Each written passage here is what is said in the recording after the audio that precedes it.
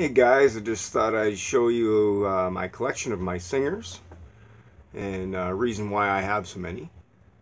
This is my 1948 128. I picked that up for $25.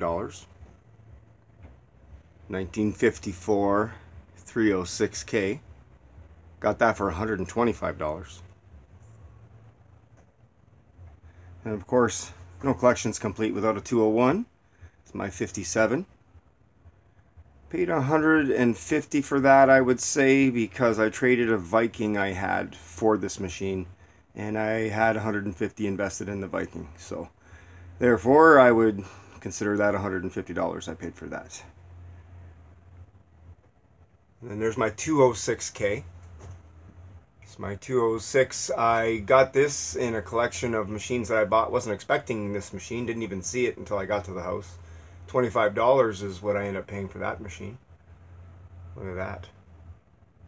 Never even know that. I didn't know they had this model, the 206K. I'm still new to singers and collecting, but when I found that one, I was quite excited. Really nice machine. And then, of course, gotta have a 221. I picked up this 221 for $250, complete with the case and everything, in really, really good condition. Even the decals, it's hard to see.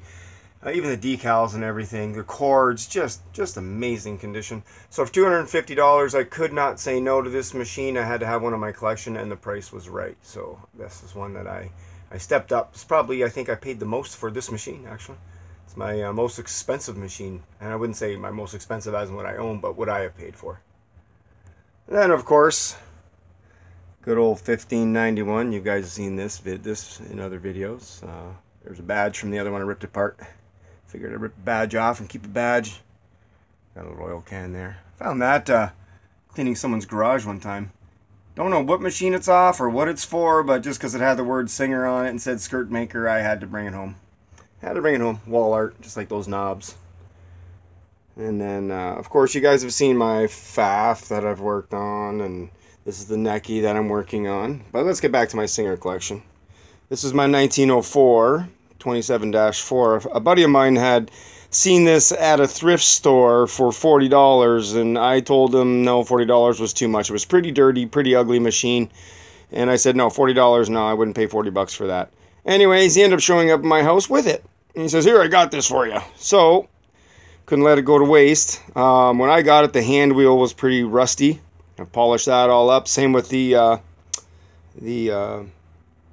bobbin threader there. That was pretty bad. Look at how nice it is now. The stitch length knob was seized up on it. I got that all freed up, and yeah, this machine's working. She's a worker. I'm going to future project I'm going to do on this machine. I'll make another video about it. I won't talk about it now, but I'm going to electrify this machine. This is a machine that I got mainly for that hand crank right there. It's $18.95. The rest of the machine, I was like, I don't care. I'll just toss it. I'm not worried about it. Scrap metal. It's complete. I have all the pieces. They're right there. The only thing I am actually missing is a upper thread tensioner. That's the only part that was missing off of this machine. It was locked up solid when I got it. But I mean, now this machine is just like butter. Wow. Look at it. Just keep going. Keep going. Don't even stop. But I have everything there for it, so I've decided instead of parting this machine, because there's a lot of unique things about this machine that I like, I just can't seem to part with it. So I'm going to end up restoring it and painting it. The decals are destroyed, as you can see. Look at the bed. See how much paint's missing off the bed there. But the internals and the undercarriage of this machine were so clean, no rust. You can just see it's hard to see with my video. But anyways, you can see this machine's in really good shape. But anyways, so you see these machines. I got all these machines here. I have a couple more. There's a Necky BU and a cabinet down here. There's another Singer. I have a 1591 that I painted. But anyways, yeah. And this is how I mounted my machines on the wall, just in case you guys want to know, like, holy, how do those brackets hold?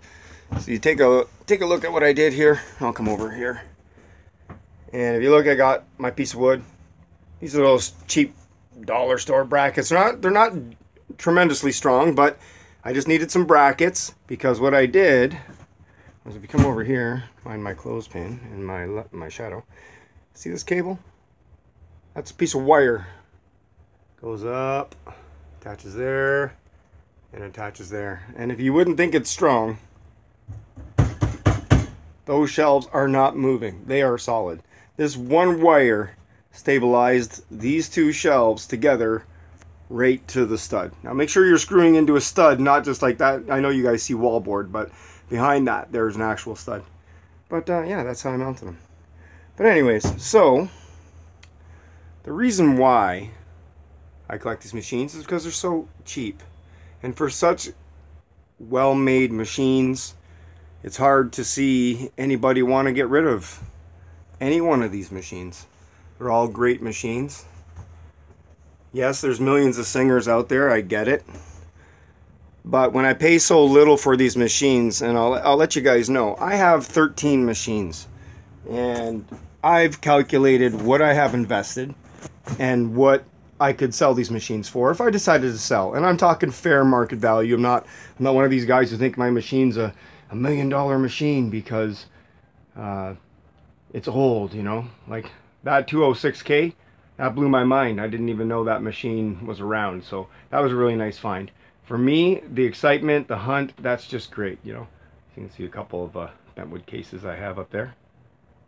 But I have, try to get my sheet of paper here and try not to make a horrible video.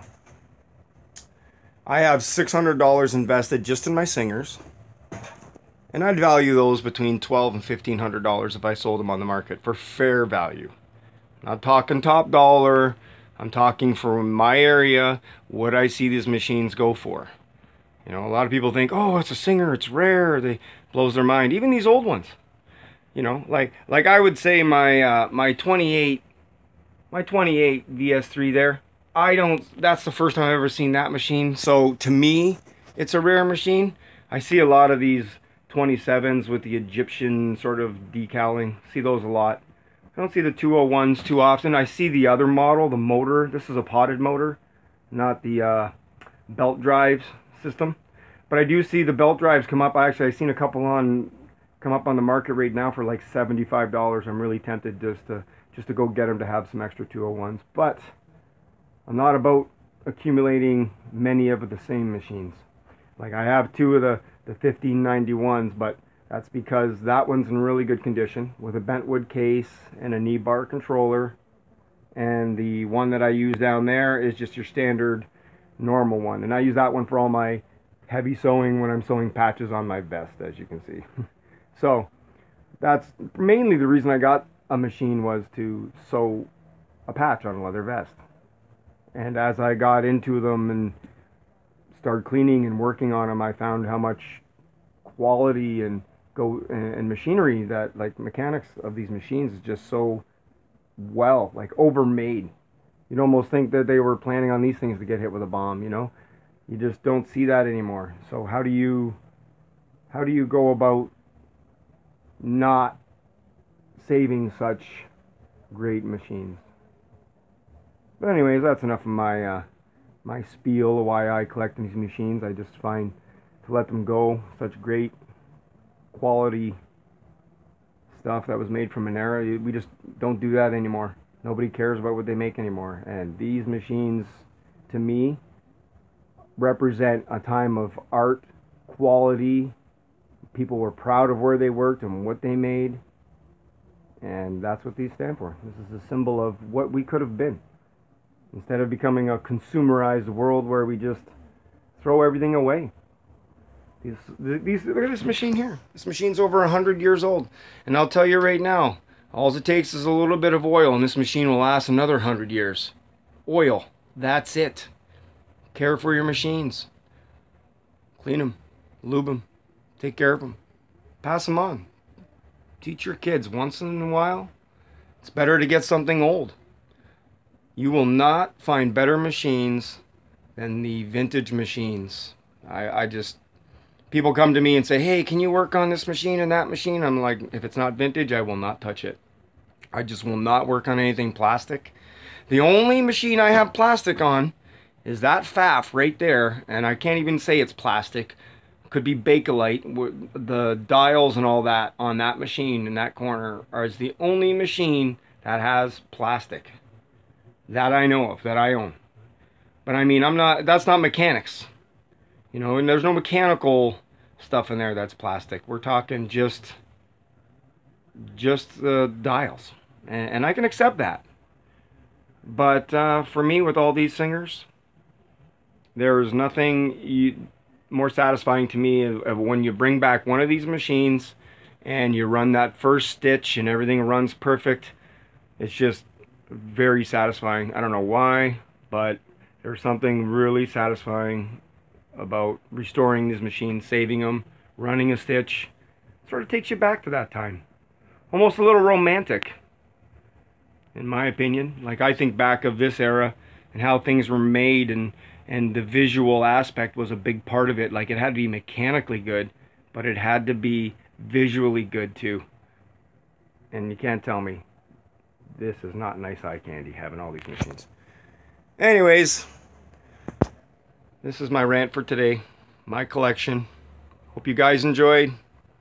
Sorry it's a little long. I'm usually not long-winded on my videos, but just thought I'd show my collection. I don't see too many videos of people showing all their machines at once, and so I just thought I'd let you guys see a little bit of my insanity. Stay safe and take care, guys. Talk to you soon.